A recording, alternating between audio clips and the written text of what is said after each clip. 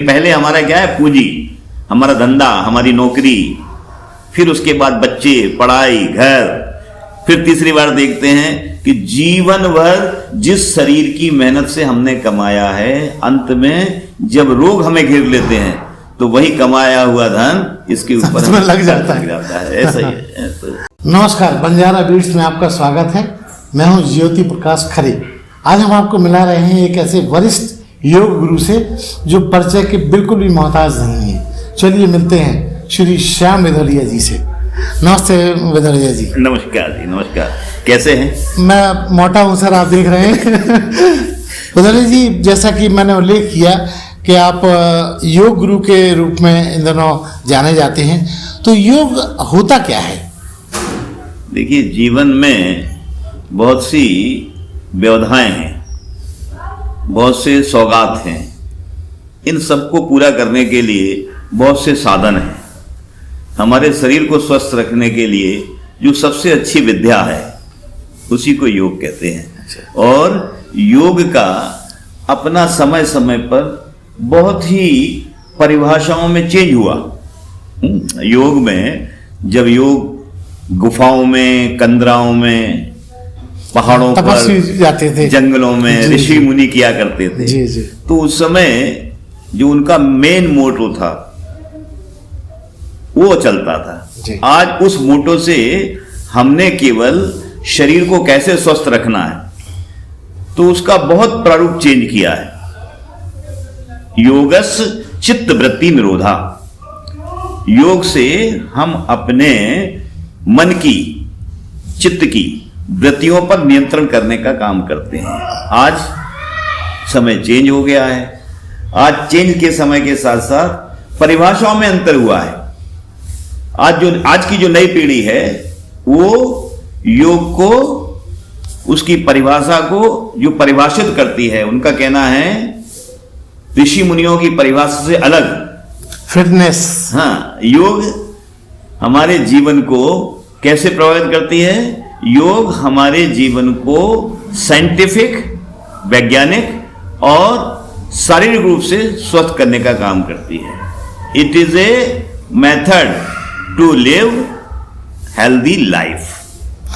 जहाँ तक मुझे लोगों से मेरी बात होती रहती है, लोग इसको बड़े उबाऊ रूप में लेते हैं, कहते हैं नियमित नहीं कर पाते हैं। क्या कहना चाहेंगे ऐसे लोगों को? नहीं, उबाऊ तो देखो क्या है, हर चीज की जब जरूरत होती है। आज भौतिक युग में, पूंजीपति युग में लोगों को सबसे पहले क्या है? पैसा, उनकी जीविका, और सेकेंडरी हमारा शरीर।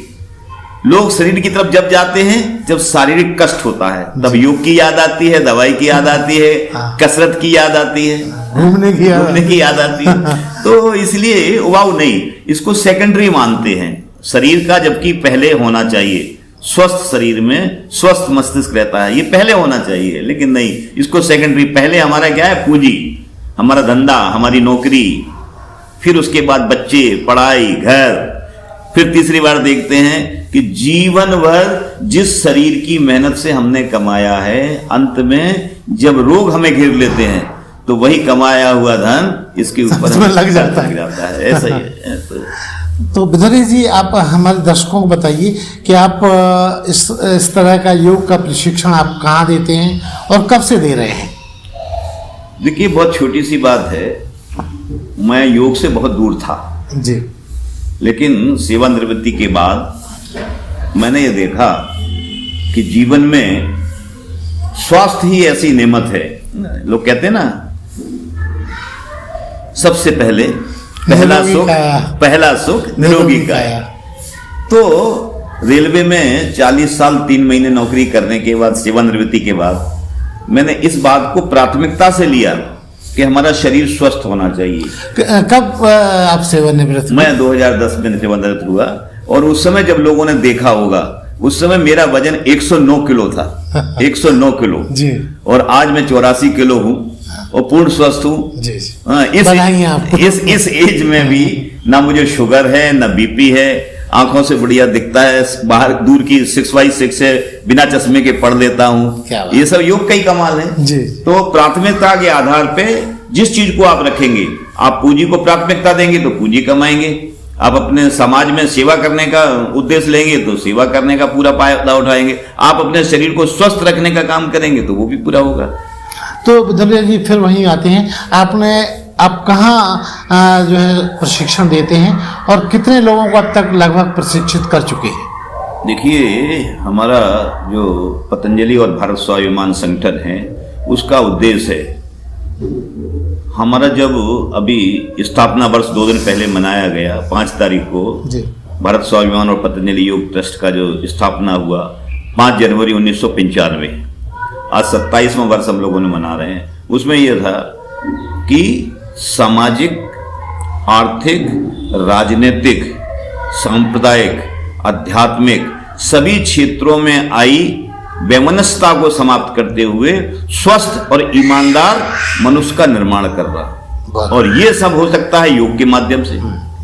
तो हम लोगों ने ये निश्चित किया, स्वामी जी की ट्रेनिंग में गया, मैं करीब 6 महीने अलग अलग समय में हरिद्वार में ट्रेनिंग में रहा, और उसके बाद झांसी में स्वामी जी को भी लाए, स्वामी जी का पूरा बड़ा कार्यक्रम कराया 3 दिन का। 3 बार स्वामी जी झांसी में आ चुके, बहुत बड़ा बड़ा प्रोग्राम हुआ, और उन्होंने ये लिया कि हर जगह योग होना चाहिए, तो योग शिक्षक कितने बनाए जाएं जी, उसके हिसाब से हमने सहयोग प्रशिक्षण कक्षाएं चलाई, और लगभग 465 या 67 लोगों को हमने सहयोग शिक्षक की प्रशिक्षण देकर हरिद्वार से सर्टिफिकेट दिखाया, और लगभग इनमें से 200 से 300 के बीच में, 270 या 72 बीच में इन लोगों को आयुष मंत्रालय भारत सरकार की ओर से भी उनको RPLF का सर्टिफिकेट दिलाने का काम किया। आज हमारे सारे साथी जो हैं स्वयं तो योग कर रहे हैं और अलग अलग कक्षाओं में जाके योग करते हैं। इस समय झांसी में कोरोना के बावजूद लगभग 11 कक्षाएं हमारे सक्रिय रूप से कर रहे हैं। एक हीरा भवन लक्ष्मी व्यायाम शाला में, एक सिद्धेश्वर मंदिर में, एक कारगिल पार्क में, एक ये नया पार्क जो बना हुआ है उनके यहाँ, और केकेपुरी में, और नारायण बाग में, और यहाँ सारंदा नगर में। ये सारी कक्षाएं हमारी चल रही हैं, जिनका नेतृत्व जिले से यहाँ से होता है। हेडक्वार्टर ये है, और यहाँ से नेतृत्व करके वो यहाँ आते हैं। हमारी हर मासिक को, पहले मासिक को मीटिंग होती है। पहला रविवार, हर महीने के पहले रविवार को यहाँ हमारी मीटिंग होती है। जिले की उनकी जो भी प्रॉब्लम है, जो समस्याएं हैं, उन समस्याओं का निदान करते हैं। जो शिक्षक होते हैं वो आपसे मशवरा करते हैं? बिल्कुल मशवरा करते हैं। कोई नई नई चीजें आती हैं, उनको कैसे करना है, शरीर को किस रोग से ग्रस्त है, उस रोग के लिए क्या आयुर्वेद है और क्या उसमें योग काम करता है, ये तमाम चीजें हम लोग उनको गाइड करने का काम करते हैं। धनंजय जी, देखा गया है कि योग कक्षाओं में योग के मुद्दों पर महिलाएं बहुत ज्यादा सजग होती हैं, पुरुषों की संख्या कम देखी जाती है, कि इसकी क्या वजह है? जनरली क्या है, आज के इस युग में देखिए, महिला एक ऐसी हमारा पात्र है जिसके ऊपर परिवार का पूरा बोझ रहता है, बहुत दायित्व रहता है। अगर परिवार का दायित्व में किसी भी घर में अगर महिला की कोई तबीयत खराब हो जाती है तो पूरा परिवार अस्त व्यस्त हो जाता है। फिर दूसरा क्या होता है, महिलाओं के कॉम्प्लिकेशंस ज्यादा हैं जी। पुरुषों की तुलना में। महिलाओं के शरीर की जो संरचना है, उस संरचना में बहुत बदलाव होते हैं, कई स्तर में बदलाव होते हैं। जब बदलाव होते हैं उम्र के हिसाब से बदलाव होते हैं, तो उन बदलावों से शरीर में चेंजेस आते हैं तो बीमारियां होती हैं। तो फिर दूसरी एक सबसे बड़ी गंदगी जो हमने देखा है, विशेष तौर से महिलाओं में, जो उनका अपना तरीका होता है, उस तरीके में कई व्यवधाएं हैं जी। उन तरीकों को सही करने में योग की प्रमुख रूप का है जी। अभी हम लोग कैसे, बहुत सी महिलाओं को हम बता सकते हैं जिनका शरीर जो यूट्रस है वो बार बाहर आ जाता था, उसकी कोई प्रॉब्लम हो जाती थी, और मैक्सिमम यूट्रस के कैंसर, मैक्सिमम यूट्रस की प्रॉब्लम जो डिटेक्ट होती है, उसको किस तरह से ठीक हुआ है, ये स्वामी जी ने बड़ी व्यवधा की है। योग का सरलीकरण करके कुछ ऐसी असाध्य बीमारियां हैं जिनका बहुत ज्यादा लाभ महिलाओं को मिलता है, इसलिए ऐसी महिलाएं बहुत अरसे से जुड़ रही हैं और बहुत ज्यादा जुड़ रही हैं।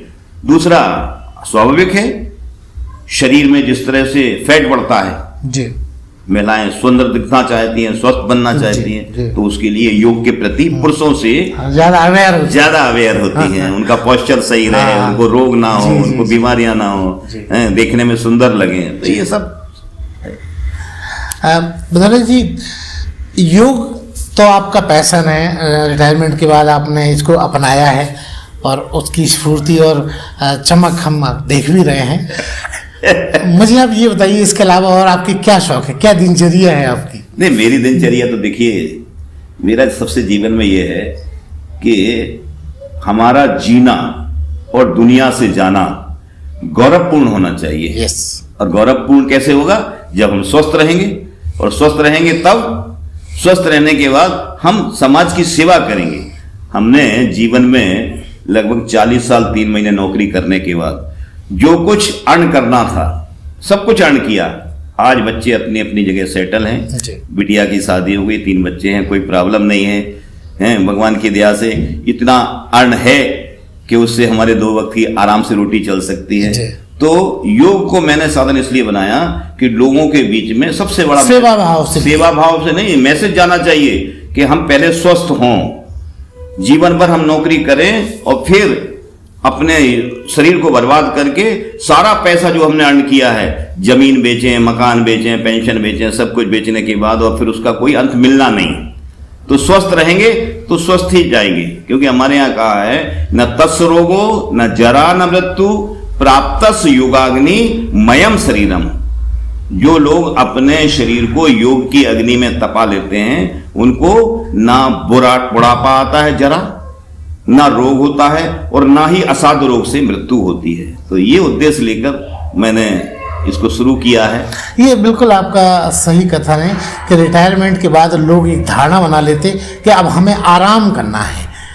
मुझे लगता है कि आराम का क्या औचित्य? अरे यही गलत है। जहां आपने अपने दिनचर्या को समाप्त किया, जितने भी हमारे पुराने साथी हैं, देखिए मेरे बैच में 1972 का बैच था, कुल 72 बैच में 83 लोग थे। 83 लोग में आज 11 बचे रिटायरमेंट के बाद। कुछ तो सर्विस काल में ही चले गए, कुछ और चले गए, क्योंकि उनकी प्राथमिकताएं अलग थी। प्राथमिकताएं स्वास्थ्य के लिए होना चाहिए, और स्वास्थ्य के लिए प्राथमिकता होंगी तो उसमें सब कुछ संपन्न हो जाएगा। यही जीवन का सबसे बड़ा लक्ष्य है। उदय जी, एक बड़ा दिलचस्प सवाल कि जब आदमी अच्छे ट्रैक पर चलता है, समाज को कुछ करने की मंशा लेके चलता है, तो अवरोध और मुश्किलें बहुत आती हैं। आपके साथ भी आती होंगी? नहीं, देखिए मैं तो यूँ समझता हूँ, गोसाई तुलसीदास जी की चौपाई है, बड़े भाग मानुष तन पावा, सुर नर मुन सब ग्रंथन गावा। कहा गया है मनुष्य का जन्म बड़े मुश्किल से मिलता है, लेकिन जब मनुष्य का जन्म मिलता है तो कठिनाइयां आती हैं। अब मैं आपको बता दूं, ईश्वर ने भी जब मनुष्य का रूप धारण किया, कृष्ण भगवान पैदा हुए तो पूतना आई। भगवान राम श्री हरि विष्णु ने राम का जन्म लिया, तो जन्म लेते ही उनको परेशानी आई, रावण मिला, उनकी नार हरी गई। तो मनुष्य की जन्म में हमें कठिनाइयों तो आना ही है, लेकिन उन कठिनाइयों से हम भाग के निराश ना हो। अगर उन कठिनाइयों से हम संघर्ष करते हैं तो हमारे अंदर की अंतर्मन की शक्ति है वो लोगों को उजागर होती है। तो मैं तो यही चाहता हूं ना कि हम में जो अंदर है, हम शक्तियों से जुड़े। कितनी शक्ति आ दो, हमारे बीच में बहुत शक्तियां आई। कहाँ हम लोग जिंदाबाद मुर्दाबाद करने के वाले लोग थे, आज अध्यात्म की शिक्षा देके लोगों को अध्यात्म की तरफ मोड़ने का काम कर रहे हैं, लोगों को योग की शिक्षा दे रहे हैं। तो हमारे अंदर की जो प्रतिभा है, हमारे अंदर की जो अदृश्य शक्ति है, वो परिलक्षित होती है इन कठिनाइयों से जूझने में। तो मेरे को तो कोई समझ में अवरोध का कोई महत्व नहीं ना आज तक हुआ है, पहले भी नहीं हुआ। आपने देखा होगा सर्विस के दौरान में मैंने कभी इस बात को महत्व नहीं दिया। उनसे लड़ना है, उनसे जूझना है, उनका निराकरण करना, ये सब चलता है। जी, नया साल शुरू हो गया है, लोग आमतौर पर साल को कैलेंडर बदल के शुरू करते हैं, डायरी बदल देते हैं। आप अपने जीवन में नया क्या करेंगे इस वर्ष? देखिए, नया जीवन में मुझे बहुत कुछ करना है। इसमें अभी कक्षाओं का हमें बहुत बड़ा परिवर्तन करना है। मैं ये चाहता हूं, आज झांसी में केवल हमने 22 से 23 कक्षाओं को जीवित किया है। झांसी बड़ा जनपद है, झांसी में 5 तहसीलें हैं, है ना। इन 5 तहसीलों में अलग अलग कमेटियां गठन करना है। टहरौली में विस्तार करना है। कमेटी टहरौली में गठन कर दी, गरोठा में कर दी, मऊरानीपुर में कर दी, ये मोठ में कर दी। सब जगह हम लोगों ने कटियां कटने के बाद इसका विस्तारीकरण इस तरह से करना कि हर घर में योग हो। और मैं तो चाहता हूं अभी हम लोगों ने जो एक पद्धति चलाई इसी के लिए, जब कोरोना की वजह से लोग बाहर नहीं निकल रहे थे, तो हमने घर में ऑनलाइन और लोगों को ऑनलाइन घर में परिवार के साथ योगा कराया और एक कंसेप्ट करके नगर निगम के साथ हम लोगों ने कंसेप्ट किया कि मेरा परिवार योगा परिवार। क्या बात है। और उनको सबको, जिन लोगों ने किया उन सबको जो है हम लोगों ने सम्मानित करने का काम किया, उनकी अकाउंटेबिलिटी को उनको फील कराया। तो मैं तो ये चाहता हूँ हमारा जीवन योगमय होना चाहिए और योगमय होने के बाद ही हमारे सारे जो मनुष्य हैं वो स्वस्थ मस्त रहे और ईमानदार रहेंगे, क्योंकि ईमानदारी योग में बहुत बड़ी चीज है, अपने आप ईमानदारी आती है। बंजारा जी, हमारा बंजारा बीट एक शिक्षाप्रद इंफॉर्मेशन देने वाला सोशल प्लेटफॉर्म है, न्यूज बैंक नहीं है। हम चाहेंगे कि आप हमारे दर्शकों को अपनी तरीके से कोई संदेश जरूर दें। निश्चित ही किसी भी सोशल ऑर्गेनाइजेशन में काम करने में, जैसा कि पूर्व में बताया है, परेशानियां आती हैं, लेकिन ऐसे बिरले लोग होते हैं जो आपकी आवाज को उठाकर आपके मन में कुछ अनछुए पहलू होते हैं उनका निराकरण करने के लिए इस तरह की डिबेट आयोजित करने का काम करते हैं। मेरा आप सबसे भी कहना है, आप सबके अंदर भी कुछ ना कुछ टैलेंट जरूर है। ईश्वर हर व्यक्ति को कुछ ना कुछ टैलेंट अवश्य देता है, उसको उजागर करने का काम हमें करना चाहिए। हमें निराश नहीं होना चाहिए, हमें अपनी व्यथा को छुपाना नहीं चाहिए। आज आयुर्वेद में जो हमारे पुराने दादी नानी के नुस्खे थे वो गूढ़ हैं, आज भी हैं, और सारा आयुर्वेद उन्हीं दादी नानी के नुस्खों पर आधारित है। हमारे घर में, हमारे किचन में वो सब चीजें उपलब्ध हैं जो हमारे शरीर को ठीक कर सकते हैं। जैसे आजकल बहुत ज्यादा कम उम्र के बच्चे भी अपने घुटनों के दर्द के लिए, अपने कमर के दर्द के लिए, अपने एड़ी में दर्द के लिए आते हैं। ये क्या है? ये सब हमारे शरीर में तीन चीजें हैं मुख्य रूप से, वात, पित्त और कफ। इन तीनों का असंतुलन होने पर ही हमारा जीवन में 160 प्रकार के रोग होते हैं। और वात, पित्त, कफ को संतुलित करने के लिए हमारी सारी सुविधाएं हमारे किचन में हैं। मेथी है, हल्दी है, सौंठ है, अजवाइन है, ये सब हींग है। ये हम सवारी चीजें, हमारे मसाले नहीं हैं, ये हमारी औषधियां हैं। बस इनको जानने पहचानने की जरूरत है। मैं आप सबसे निवेदन करना चाहता हूं कि आप सब इन चीजों को समझें, इनकी महत्व को समझो और इनका क्या असर है उसको तो आज वैज्ञानिक तौर पर आप लैब में टेस्ट करके भी कर सकते हैं। और उसको टेस्ट करने के बाद अपने सारे शरीर के रोगों को इन्हीं के माध्यम से दूर करें। कोई बाहर का केमिकल ना लें जो आपके शरीर को अशुद्ध करे। इन्हीं शब्दों के साथ मैं भाई खरे को, हमारा पुराना बच्चा है, इसने भी बहुत मेहनत की है अपने जीवन में, भगवान आपको बहुत खुश रखे। आप सबको बहुत बहुत धन्यवाद। तो ये थे श्री श्याम बेधालिया जी, जो हमें जिंदगी की सच्चाइयाँ और अच्छाइयों को अवगत करा रहे थे। बंजारा जी, बंजारा बीट से बात करने के लिए बहुत चलिए, बहुत बहुत धन्यवाद। खुश रहिए, खुश रहिए। इस चैनल को लाइक और सब्सक्राइब करना ना भूलें। देखते रहिए बंजारा बीट्स।